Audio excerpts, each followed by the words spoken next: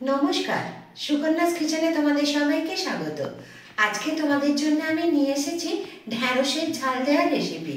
তো চলো কিভাবে বানাই সেটা একবার দেখে নাও।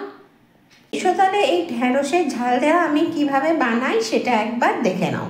কড়াতে একটু সাদা তেল দিয়ে দিয়েছি, এটাকে এবার আমি গরম হতে দেব। তোমাদের যদি আমার এই ঢ্যাঁড়সের ঝালের রেসিপি ভালো লাগে তো লাইক করবে, শেয়ার করবে আর কমেন্ট করে আমায় জানাবে কেমন লাগলো। আর আমার চ্যানেলকে সাবস্ক্রাইব করবে।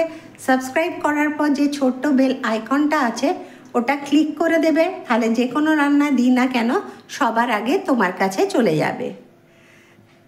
দেখো আমার তেলটা গরম হয়ে গেছে, এবার এর ভেতরে আমি ঢ্যাঁড়সগুলো দিয়ে দিচ্ছি। এগুলোকে একটু ভাজবো আমি প্রথমে। আর এই ঢ্যাঁড়সের ঝাল দেওয়ার রেসিপিটা যদি তোমরা ফেসবুক থেকে দেখো তাহলে ফেসবুক পেজকে অতি অবশ্যই ফলো করো, লাইক করে দিও রান্নাটাকে, আর কমেন্ট করে জানিও কেমন লাগলো, আর শেয়ারও করো। ঢ্যাঁড়সগুলো আমার ভাজা হয়েছে, এবারে এর ভেতরে একে একে সমস্ত মশলা দিয়ে দেবো। প্রথমে লঙ্কা গুঁড়ো দিলাম, তারপর হলুদ গুঁড়ো দিলাম, তার সাথে চিনি দিলাম আর একটু নুন দিলাম, দিয়ে এগুলো মিশিয়ে নেব।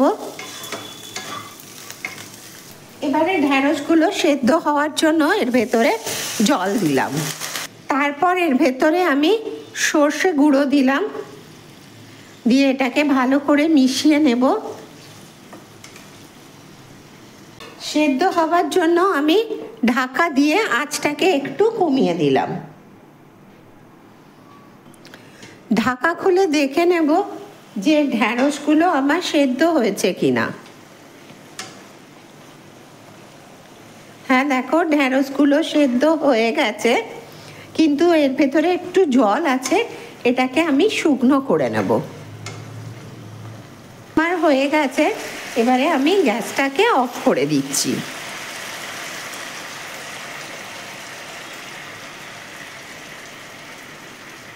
ঢ্যাঁড়সের ঝাল দেওয়া আমার রেডি। গরম গরম পরিবেশন করো ভাতের সাথে।